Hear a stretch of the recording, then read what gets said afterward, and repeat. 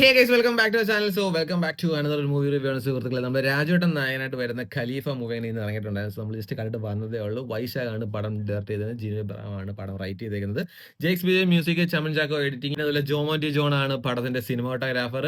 പിന്നെ കാസ്റ്റിലേക്ക് വരികയാണെന്നുണ്ടെങ്കിൽ നമ്മുടെ രാജുവേട്ടനുണ്ട്, ഇൻഷുറൻസ് ഏട്ടനുണ്ട്, പിന്നെ അതുപോലെ തന്നെ മറ്റേ കത്തിക്കാത്ത വില്ലനുണ്ടല്ലോ നെയ്യിൽ നിതിൻ മുകേഷ് പുള്ളിക്കാരനുണ്ട്, പിന്നെ അതുപോലെ തന്നെ ഷെമ്മി തിലകനുണ്ട്, ലാലേട്ടനുണ്ട്, പിന്നെ 2 ക്യാമിയോസ് അഡീഷണൽ ഉണ്ട്, പിന്നെ അതുപോലെ തന്നെ നമ്മുടെ രഞ്ജി പണിക്കരുണ്ട്. ഇങ്ങനെ കുറെ അധികം ആൾക്കാരെല്ലാം കൂടെ അഭിനയിക്കുന്ന ഒരു പടമാണ് സുഹൃത്തുക്കളെ ഖലീഫ എന്ന് പറയുന്ന മൂവി.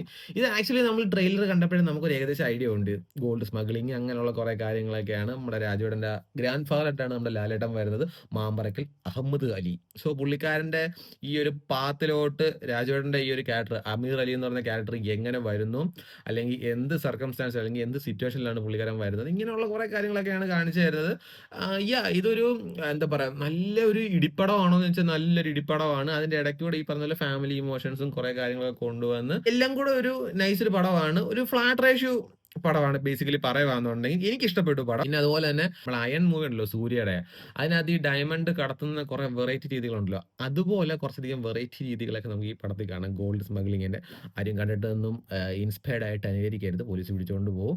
നമ്മളൊന്നും ചിന്തിക്കാത്ത ലെവൽ ഓഫ് രീതിയിലൊക്കെയാണ് ഗോൾഡ് സ്മഗ്ലിംഗുകാരൊക്കെ ഓരോ രീതി നടത്തുന്നത്. Anyway whatever. രാജുവേട്ടനും ഷെമ്മി തിലകനും കൂടെ അഭിനയിച്ചൊരു പടം ഉണ്ടായിരുന്നില്ല ലാസ്റ്റ്, മറ്റേ പുഷ്പയുടെ കൂട്ട് ഈ ചന്ദനക്കടത്തും കുറെ കാര്യങ്ങളൊക്കെ ആയിട്ടുള്ള, അയ്യോ എന്തോ എന്തോ വിലായുധ ബുദ്ധ, അത് തന്നെ. ആ പഠനത്തിനകത്ത് ഷെമ്മി തിലകനിൽ നിന്ന് എക്സ്പെക്ട് ചെയ്ത കുറെ സാധനങ്ങളൊക്കെ ഉണ്ട്, അവിടെ മിസ്സായത് ഇവിടെ കിട്ടി. പഴയ ഷെമ്മി തിലകന്റെ കുറെ സാധനങ്ങളൊക്കെ കൂടെ ഇവിടെ കൊണ്ടുവന്ന് വെച്ചിട്ടുണ്ട്, രസമായിട്ടുണ്ട്. എനിക്ക് ഇഷ്ടപ്പെട്ടു. ഷെമ്മി തിലകന്റെ ഇതിനകത്ത് റോള് പക്ക കിടക്കുന്ന റോളാണ്. അതുപോലെ ഈ പൃഥ്വിരാജിന്റെ ഫൈറ്റ് സീൻ ആയിക്കോട്ടെ, അങ്ങനെയുള്ള എല്ലാ കിടക്കുന്ന സാധനങ്ങളും. പിന്നെ അതുപോലെ ഞാൻ പറഞ്ഞു, നമ്മുടെ ലാലേട്ടനെ ലാസ്റ്റിലാണ് കാണിക്കുന്നത്, അത് കിടുക്കൻ ഒരു സ്വാഗോട് കൂടി കിട്ടും, കുറച്ച് ഫ്രെയിമോട് കൂടിയാണ് കാണിക്കുന്നത്. ആ കാണിക്കുന്നതിനകത്ത് തന്നെ ലാലേട്ടനെ വിന്റേജ് കാലത്തുള്ള ഒരു ഫോട്ടോ ഫ്രെയിം ചെയ്ത് വെച്ചിരുന്ന കാണിക്കുന്നുണ്ട്. എൻ്റെ മോനെ എന്തോ ലുക്കാന്നറിയോ കാണാനായിട്ട്. പിന്നെ അതുപോലെ ഞാൻ പറഞ്ഞ 2 ക്യാമിയോസ് ഉണ്ട്. അതിൽ ഒന്ന് ലിറ്റിൽ ബിറ്റ് ചെറിയ ക്യാമിയോ, മറ്റേ ക്യാമിയോ കുറച്ചൊന്ന് ഒരു വയലന്റ് ആയിട്ടുള്ളൊരു ക്യാമിയോ ആണ്. അത് എക്സ്പെക്ട് ചെയ്യാത്തൊരു ക്യാമിയോ ആണ്. അത് നൈസായിരുന്നു, എനിക്ക് ഇഷ്ടപ്പെട്ടു. അത് ഒട്ടും എക്സ്പെക്ട് ചെയ്തിട്ടില്ലായിരുന്നു.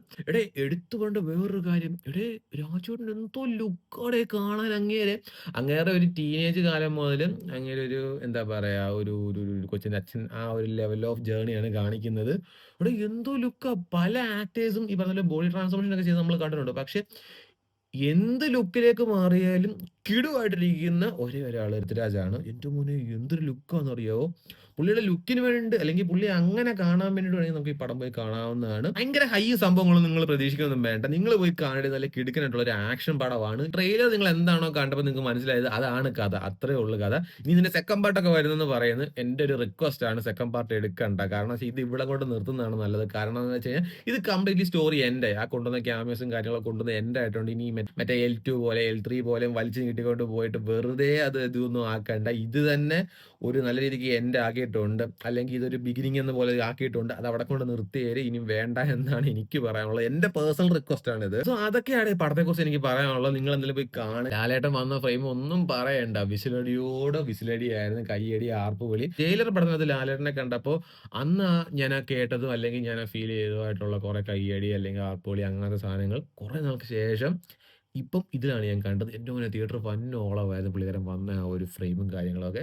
സോ നൈസാണ്, എല്ലാവരും പോയി കാണണേ. പിന്നെ അതുപോലെ ചമൻ ചാക്കോ, ജെയ്ക്സ് ബിജോയ് എടുത്തറിഞ്ഞു വെച്ച് പണിയെടുത്തിട്ടുണ്ട്. പല ഫ്രെയിമുകളും അല്ലെങ്കിൽ പല സിറ്റുവേഷൻസും ഡൗൺ ആയി പോയിടത്തുനിന്ന് ഇവരുടെ ഒരു വർക്ക് കൊണ്ട് പലരും ലിഫ്റ്റ് ചെയ്തിട്ടുണ്ട്, എസ്പെഷ്യലി ജെയ്ക്സ് ബിജോയ്. പിന്നെ ആകെപ്പാടെ അണ്ണനോട് പറയാനുള്ള കാര്യം എന്ന് വെച്ച് കഴിഞ്ഞാൽ, ഒരു ബീറ്റ് കിട്ടിക്കഴിഞ്ഞാൽ അതിങ്ങനെ ഇട്ടുകൊണ്ടിരിക്കരുത്. അതെനിക്ക് പറയാനുള്ളത്. രാജുവേട്ടൻ എവിടൊക്കെ വരുന്നു അവിടൊക്കെ അമറലി അമറലി അമറലി ഈ സാധനം ഇങ്ങനെ അങ്ങ് പൊക്കോണ്ടിരിക്കുവായിരുന്നു.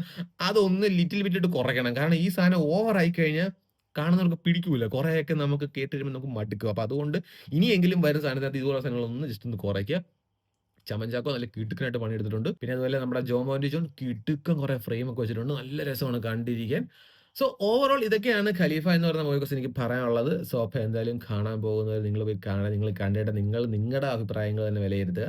മറ്റുള്ളവർ വലുതൊക്കെ പറയാനൊന്നും കേൾക്കൊന്നും വേണ്ട. എനിക്ക് എന്തായാലും ഇഷ്ടപ്പെട്ടിട്ടുണ്ട്. ഒരു ഫ്ലാറ്റ് റേഷ്യോ പടമാണ് വിത്ത് ലോട്ട്സ് ഓഫ് ആക്ഷൻ സീക്വൻസും കാര്യങ്ങളൊക്കെ. സോ അത്രയൊക്കെ ഉള്ളൂ.